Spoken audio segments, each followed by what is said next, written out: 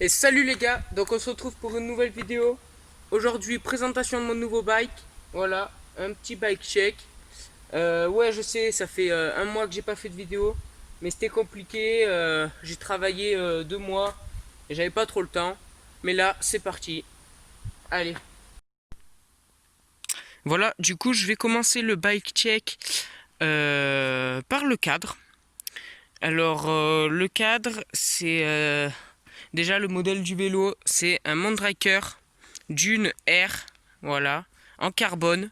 Donc tout le cadre est en carbone. Il est de 2019. Voilà. Pour moi, je trouve la couleur magnifique en jaune et violet avec du noir mat. Je trouve vraiment le mélange vraiment joli. Après, ça, c'est les goûts et les couleurs de chacun.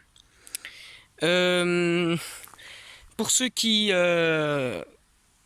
connaissaient un peu avec le vélo que je roulais avant, c'est le même, mais la gamme d'en dessous. Donc c'était le Dune R, il était en alu. Donc déjà le carbone, ça va me changer. Et bah, ça fait un mois que je roule avec et je sens bien la différence. Et moi j'aime bien, franchement. Je le trouve déjà plus maniable. Euh, voilà, les géométries, c'est quasiment les mêmes. Pour pas dire que c'est les mêmes en fait. Et vous allez voir, il y a juste un peu les équipements qui changent. Donc le vélo, je l'ai acheté d'occasion. Je l'ai acheté il y a maintenant un mois. Voilà. Alors je suis resté sur mon Draker et quasiment le même modèle que mon ancien. Parce qu'en fait mon Draker, ils ont une géométrie de cadre assez spéciale. Voilà. C'est des vélos vraiment longs. Et en fait, il n'y a aucune marque qui font les mêmes cadres. Du coup, comme j'ai commencé l'enduro et allez, on va dire DH, enfin le vélo de descente, on peut dire ça, avec un Mondraker, et que j'étais à l'aise dessus mon ancien, et ben je voulais pas changer mes habitudes, et du coup je suis resté sur un Mondraker, voilà. Donc voilà, on va passer à la fourche. Alors la fourche, c'est une Fox 36 Performance. Il y a 170 mm de débattement. Donc vraiment une très bonne fourche. Voilà, fourche à air, facile de réglage, ça c'est bien. Réglage de basse compression, ça c'est cool. Qu'est-ce que j'ai d'autre à dire? Rien de spécial sur la fourche. Comparé à mon ancien, les fourreaux sont vachement épais. Voilà, sinon très très bonne fourche. On va rester dans les suspensions et en amortisseur arrière, j'ai un Fox Float X2. Voilà, en 160 mm. Réglage ouvert-fermé. Réglage des rebonds, pareil que la fourche. Pareil, amorto à air. Voilà, donc très très bon amortisseur. Voilà, j'ai rien à dire non plus. Donc je suis équipé en tige de selle télescopique de la marque On-Off, exactement comme mon ancien vélo. Mon Draker, ils mettent souvent du On-Off sur leur vélo. Voilà, donc j'ai jamais eu de problème avec cette tige de selle. Avec une selle SDG. Voilà, selle typée enduro. J'ai oublié de le préciser, mais c'est quand même très important. Le vélo est en 27,5 et c'est un taille M. Donc là, ça fait une transition parfaite pour parler des roues. Alors, en jante, j'ai des DT Suisse E1900. Donc, bas de gamme de chez DT Suisse. Mais DT Suisse, c'est une très bonne marque. Donc, ça fait le taf. On verra dans le temps si elles sont bien résistantes. Et je l'espère. À l'arrière, j'ai monté un pneu Minion DHR2.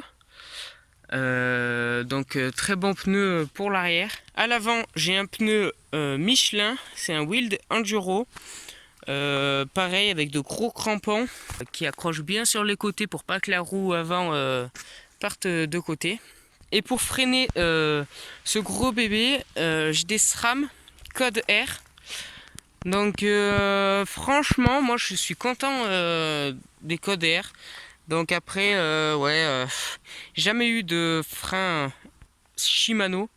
Les gens conseillent du Shimano en frein. Moi, c'est vrai que je suis assez content de SRAM. Après, c'est assez progressif et c'est vrai que ça chauffe vite. Mais franchement, j'avais des guides air. Et là, de suite, les codes, on sent la différence. C'est quand même beaucoup mieux. De ce qui est de la transmission, ça a été donné à SRAM. J'ai un shifter SRAM NX. Le plateau, c'est un plateau 34 dents, un NX aussi, cassette SRAM et dérailleur SRAM NX. Donc ils ont tout équipé en NX. Avant j'avais du GX et franchement j'ai pas trouvé de différence. Après est-ce que c'est plus fragile? Je sais pas trop. À mon niveau il y a pas de différence pour moi. Ce qui est des manivelles, c'est des truvatives descendantes, comme sur mon ancien vélo. D'ailleurs, si vous voulez démonter votre boîtier de pédalier, je vous mets la vidéo ici. Les poignées, donc ce sont des AME. Ça, c'est moi qui les ai mises. Je les avais achetées quand j'avais mon autre vélo. Et pour l'instant, elles sont pas trop mal. Voilà, poste de pilotage. Donc j'ai un cintre en 780. C'est un cintre Mondraker. Et avec une potence on-off. Donc on-off, même marque que la tige de sel. Donc voilà, on a fait le tour du vélo, je crois. Ce vélo, pour résumer, je le trouve vraiment top. Et franchement, la couleur, je la trouve magnifique. J'ai aussi mis du Clear Protect, voilà, en dessous. Je sais pas si vous voyez très bien, c'est un tigre, voilà, pour protéger des pierres. Voilà, donc j'espère que cette vidéo vous aura plu. On se retrouve très vite pour une prochaine vidéo. Allez, ciao!